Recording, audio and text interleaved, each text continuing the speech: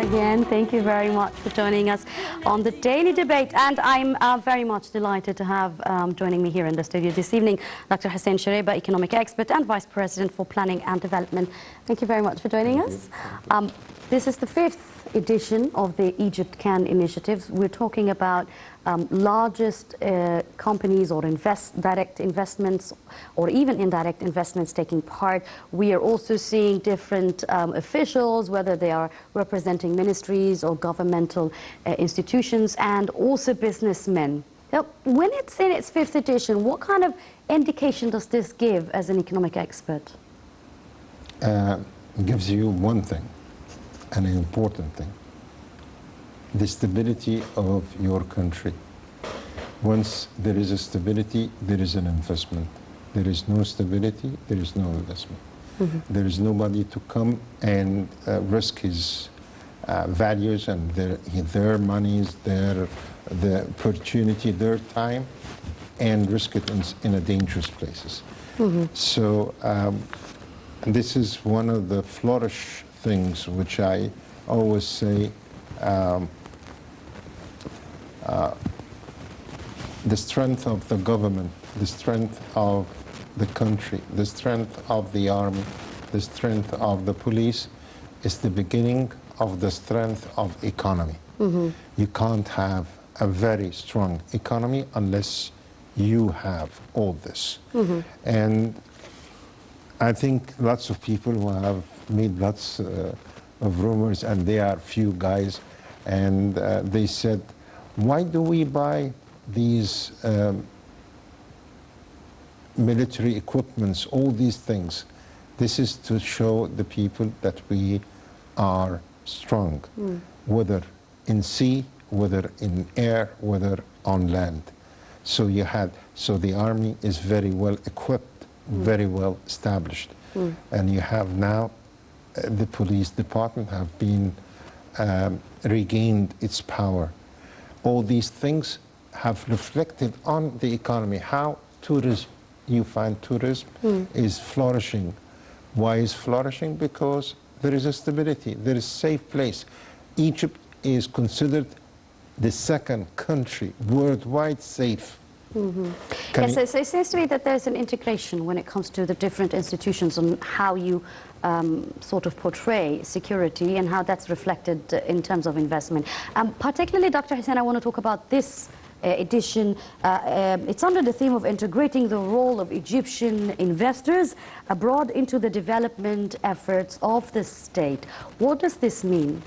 That means we have made modifications which match the needs of investors anywhere. Mm-hmm. We made a new kind of investment law. We did recognize that investment law, the old one which we had, is not suitable for the future. So this is why we have changed this. It was done better.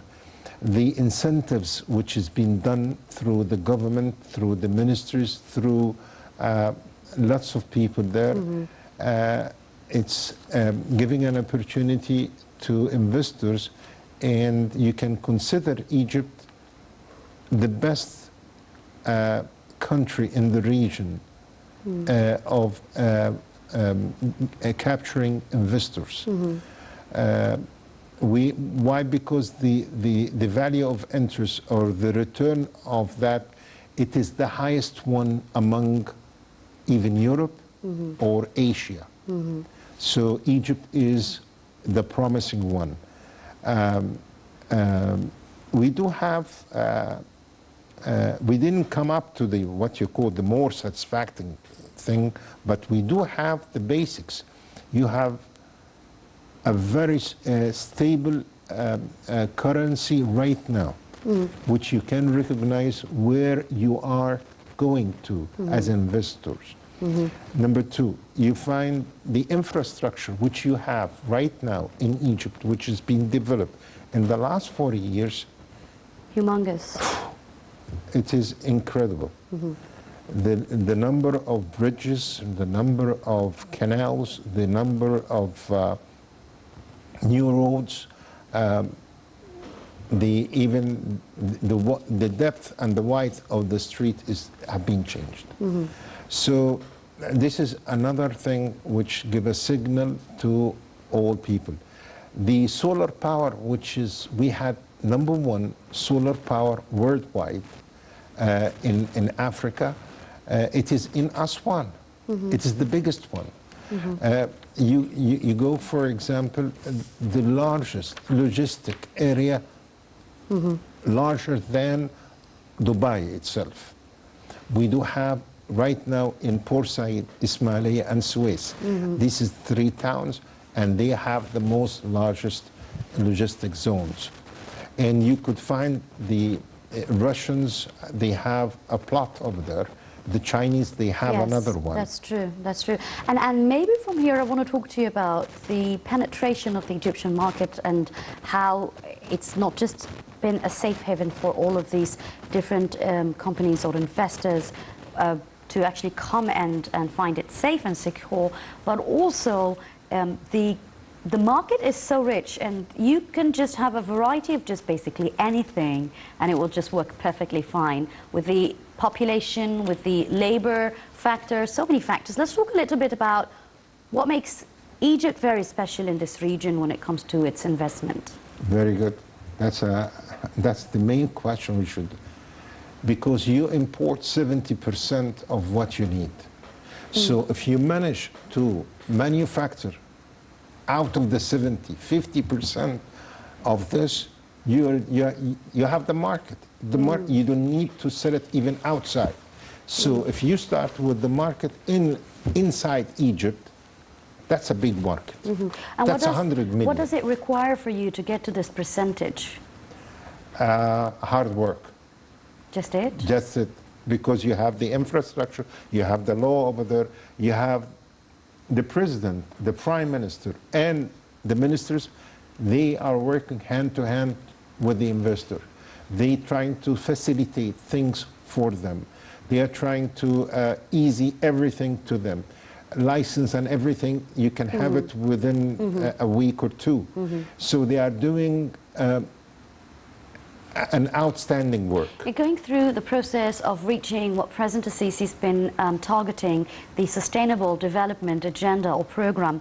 And not that we are inventing the cycle, but we have seen worldwide countries that have managed to lead to the top in, of the world's economy in just a period of 40 to 50 years.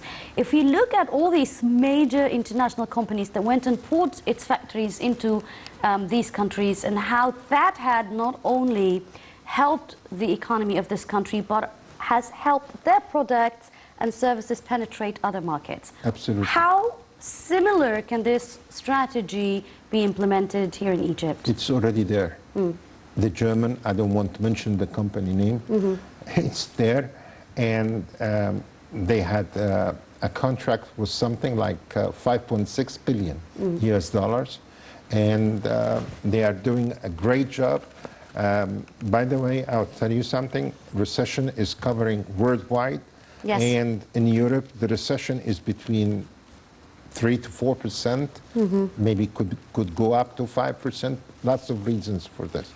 But the best way is to find where should we make a new investment. That was Egypt.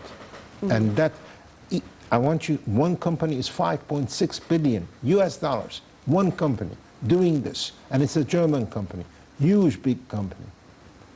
What about Africa? You have a market there. And who is the leading of Africa today? It's Egypt. You have 3 point something trillion market. You can do and push any product you produce in Egypt. Is the easy access to Africa. Speaking of marketing, and that brings to my attention, Dr. Hussein, the Egyptian foreign policy and President Assisi's strategy when it comes to he's always keen, whenever he's visiting countries worldwide, that there would always be a mutual economic benefit. There'll be memorandums of understanding on different levels according to the supply and demand and the needs of each country, and how both countries can benefit from each other economically. And that has sort of widened the scope off. Plus, now that we have these new zones, whether it's the new Suez Canal zone or excuse me, the administrative capital zone, and I'm losing my voice in the middle of this. So we're seeing that policy and politics does also play a direct role in the stability when it comes to two countries' relationships between each other on an economic level. Absolutely, 100%. If your political community, starting from the president and the others, are playing a very unique role worldwide, you will have a very stable economy with other countries. Yeah. You will have a win-win opportunity between you and others. So I will tell you something. President Sisi, when he started, the first thing, he went to Africa. He went then to Asia, went to Europe, went to the States. And he had visited several countries that were not visited by an Egyptian president for At all. many years. Yes. Vietnam, for instance, was, you know, what comes on my mind right now. Why he's doing this? He wants to start one basic rule. I'm coming to make a win-win success. I'm not coming to beg you or to capture from you anything. We want to do a nice, unique business. And this is why you had Germany, you had Japan, you have Korea, North Korea, and South Korea. They are doing business. United States, UK, France. I want to talk a little bit more about the nature and the speciality of the new Suez Canal and why it has been sort of an eye-widening scoop when it comes to people coming in from different countries and very keen to sort of either book part of a land or go in for logistical processes. And if you even take it from a geographic perspective, you would realize that this area is the gateway linking between Asia, Europe, and the Middle East region. How successfully has this planning process been done with the new Suez Canal so far? Until now, it's 100%. We need more than this, more than 100%. I'll tell you something. Not we have the ideal place, because you could have the ideal place, but you cannot make use of it. One of the major things which affect directly the economy is oil. Where is the oil coming from the Gulf going to Europe? It is through Egyptian lands to the Mediterranean. And from there, they pump old boats moving up to Europe and going there. So when the price of the oil goes up because of transportation, this will reflect on every house worldwide. Yes, of course. So when you do something like this, you are reducing the cost of living for everyone on earth. So Egypt is not playing one role for itself, but also for the others. Everybody is benefiting of this. When you find, if you want to have a product, you want to produce product, here in Egypt, you have two things. You have the facilities, which is the government right now is giving it, which is an outstanding one, plus the manpower. You have manpower and with a very reasonable prices. So you can compete with any product can be produced, even in Turkey. And in mass production as well. Of and in course. mass production. And I don't know, I mean, as an expert, and you've been traveling abroad a lot, and I'm really wondering, there's definitely different visions when it comes to local investment and foreign investment. People who live here in Egypt might feel that the market needs certain types of investments, while foreigners coming in to invest see it from a larger perspective. and definitely, of course, the profit is not into the same ratio or scale. So through such conferences like Egypt, do you think this is a chance to not, I'm not going to say bridge a gap, it's not a gap, but sort of bridge the different perspective and vision when it comes to what the Egyptian markets need locally versus from foreigners? Can I tell you something? Just one thing to give you a hint of a market. I went to Los Angeles, and I went to a store. I will not mention the name of the store. You freak me out every time you say that, Dr. No, Singh. I'll tell you something. Don't mention any names of any stores No. on my program. That store is selling linen. All right. That store, and I went over there to see why he is unique. The guy, the owner himself, came to me and he opened the case and he showed me one thing. He told me, this is long thread Egyptian cotton. Interesting. Yes. You know how much is a pillow sheet and a bed sheet? Yes, I know. It's quite expensive. How much? It's quite expensive. Well, I believe, I mean, that was like 2 years ago. It cost around $200, $300, I think. No. My dear, the cost of it is from 3,000 to 4,000. Oh, all right. That was probably a second, third grade thing. No. $3,000? 3,000 to 4,000. Wow. Who is buying this?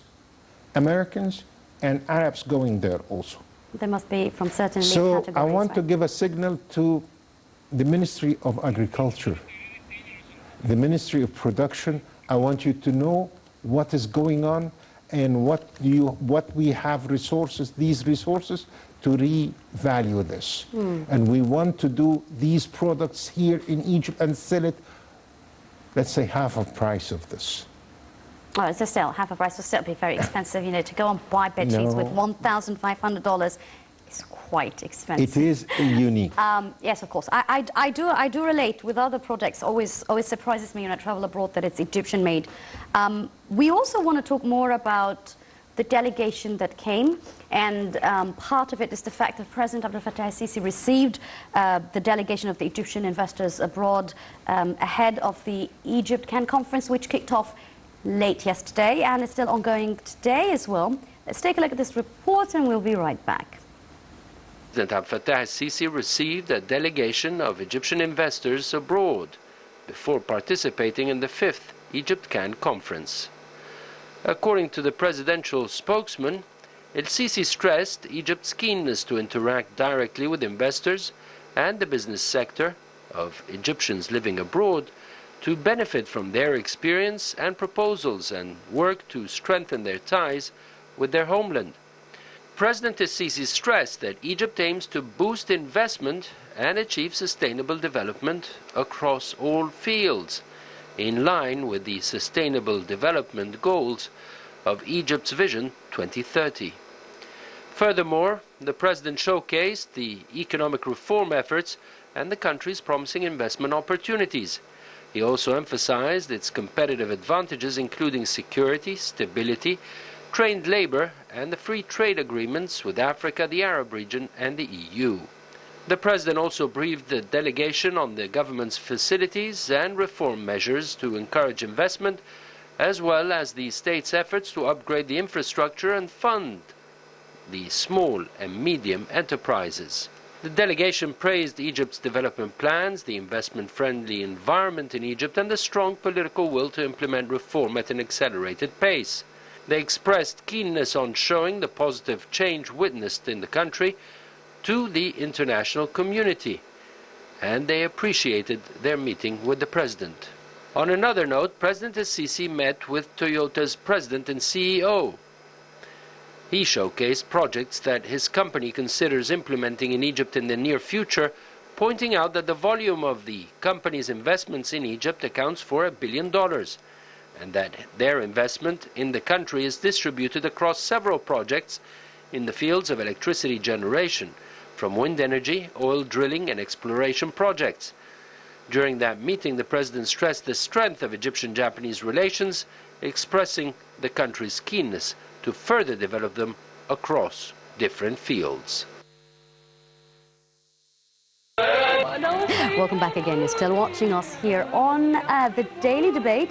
Very much delighted to have joining me in the studio this evening Dr. Hussein Shureiba, economic expert and Vice President of Planning and Development. Now, we've seen the report, Dr. Hussein, about the President receiving the delegation of investors abroad, and that's a very nice gesture of the President to show sort of not just respect, keenness, but also aspiration and affirmation of the fact that we do consider your visit very important. We do consider that you would go back and spread the word, and together you can help in the Sustainable Development Program of Egypt. And as far as my very minor knowledge is concerned, I don't believe this is done by other presidents around the world.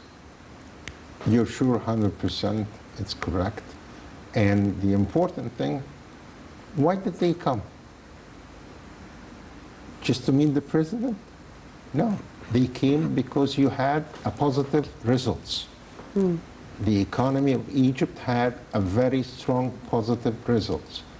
And the flourishing of this is already there. It's coming up. Some people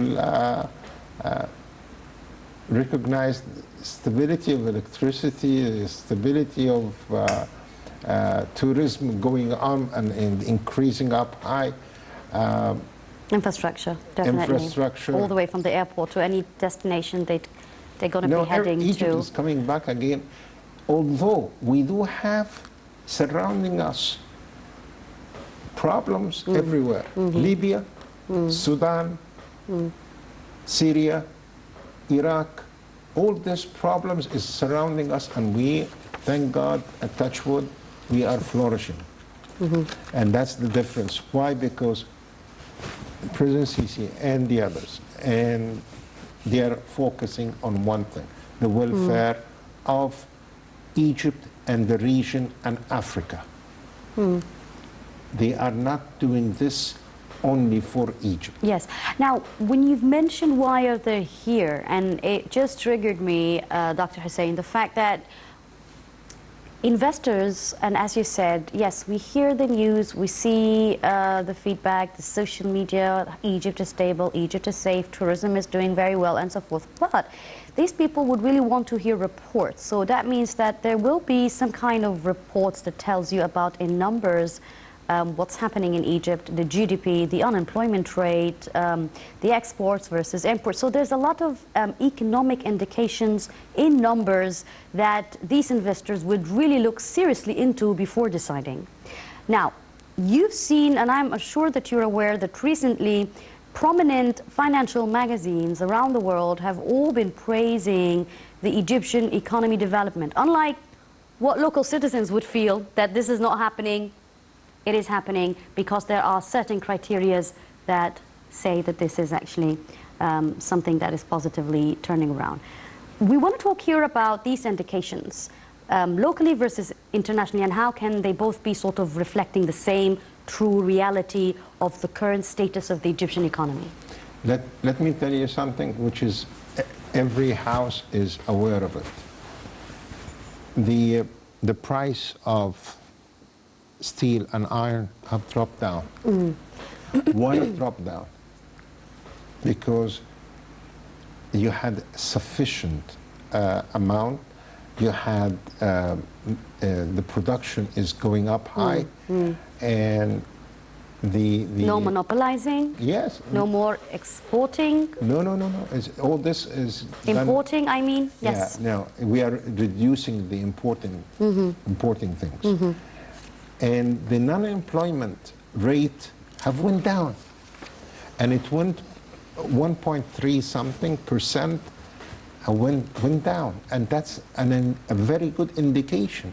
You are 100 million people, and when you say 1 point something going down, that's and in a very short time. This is not a big time. You know, maybe we were in the break talking briefly about the loan, the IMF loan, and from here I want to ask you, as an economic expert, Dr. Hussein, a lot of people, unless they are really an expert in economy and finance, they will not be very much inspired with the fact that how the Egyptian government and leadership had a very successful vision in how they managed and handled the economic crises, despite all the external challenges, the internal challenges, no money, low cost, yet you managed to make use of every single Inch.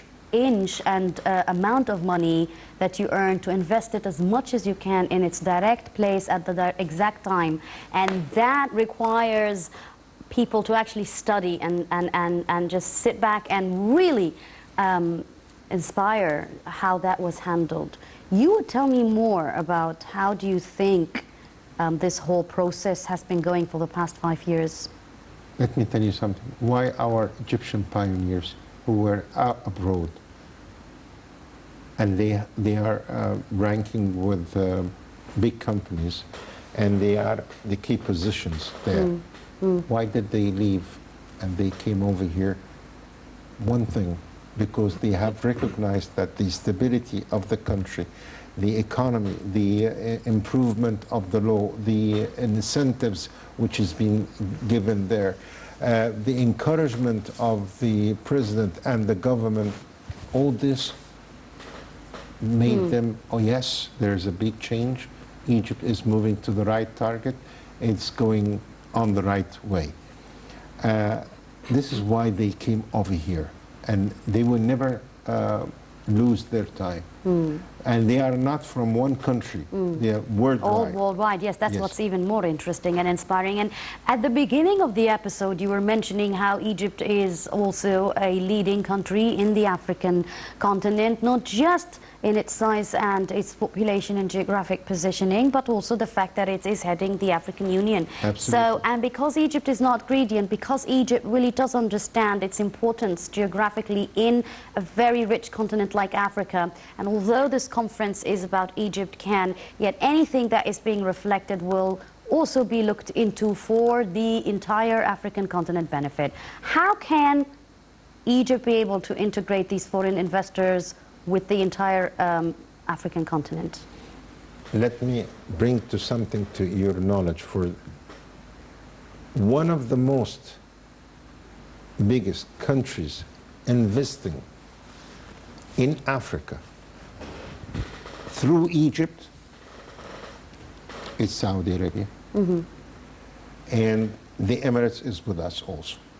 I want you to imagine, So it's investing in Africa through Egypt. How is that possible? because Egyptians are aware of Africa. They have been over there in Africa investing things from the 60s. And we have a very good relationship before and today with the key positions, president or prime ministers in Africa. And Saudi Arabia is investing a block of amount of money, whether in Europe, whether in the States, whether in Asia. So somebody should do this, and somebody should be aware of doing that, because this investment is not 1 million, it is a big block. So this needs a big country like Egypt, who's right now the leading of Africa, right now with a very excellent relationship with every president in Africa. And we do have the talented manpower people for this. We have the candidates who can speak different languages in Africa, whether African, whether French or English or even Italian. We have this. Besides this, you have a very strong industrial capital. We do have it here. And one of the leading personnel for this is named General Assar.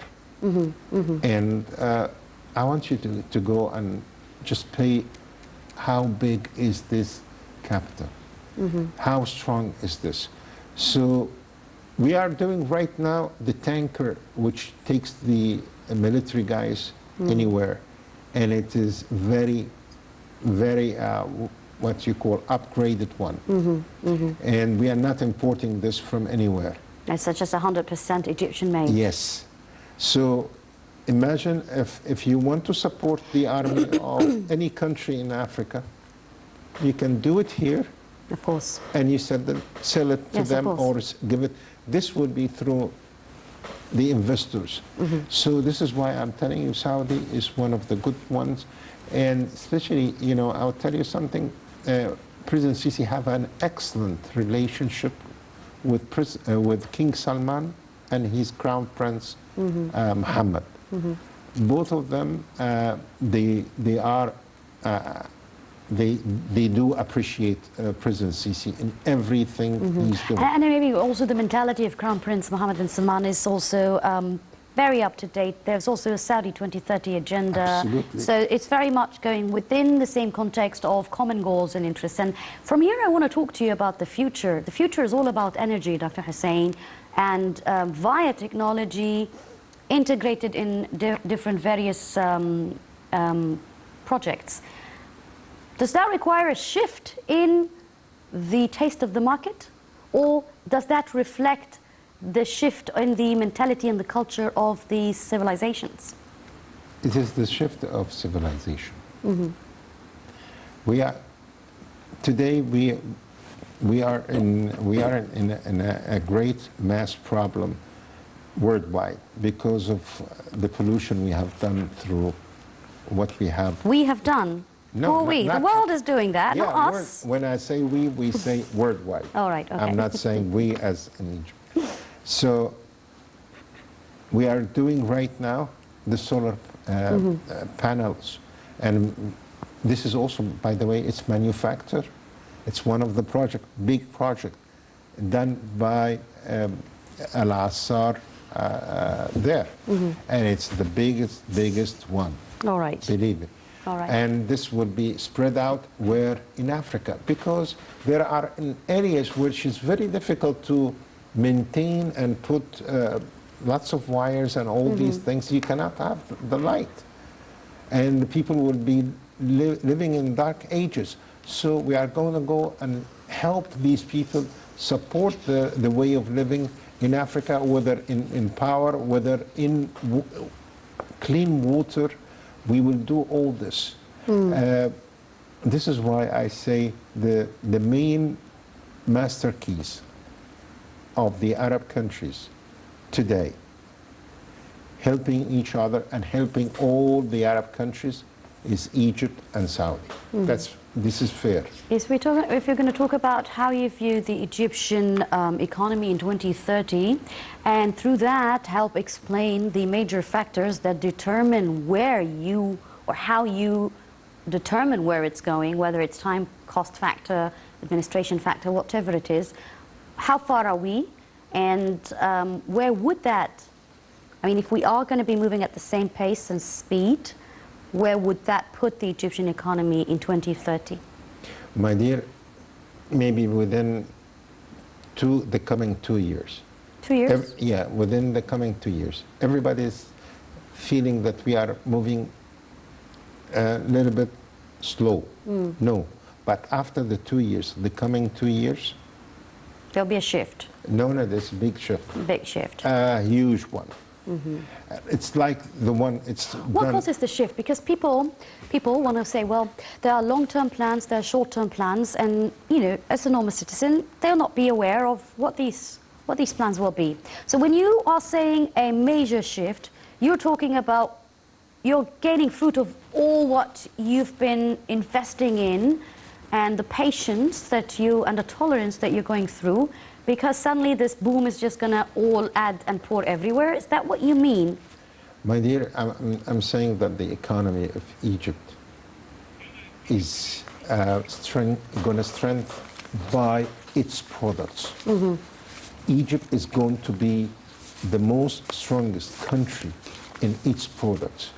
It will be even competing with the old ones. So if you remember that big companies like whatever the name it, they produce cars, you will be producing this. Lots of things will go. One important thing, because you highlighted and you said, Salman said 2030 about the improvement. we will be, before 2030, before he reach his main two projects, because he has two main unique projects. One of them is the 50 islands in the Red Sea. Who's the partner on the Red Sea is Egypt. So we are both partners in this. We are ready first. We are already there. All right, it's not a competition sort of thing, Dr. Hussein. Anyway, thank you very much for joining me in my show, of course, this evening, in my episode in particular. Dr. Hussein Shureiba, economic expert, also Vice President for Planning and Development. Thank you for coming in this evening. Have a lovely evening. And that brings us to the end of our episode of the Daily Debate. The top stories are coming up next. I'm Yasmin Bakir signing off. Thank you for watching.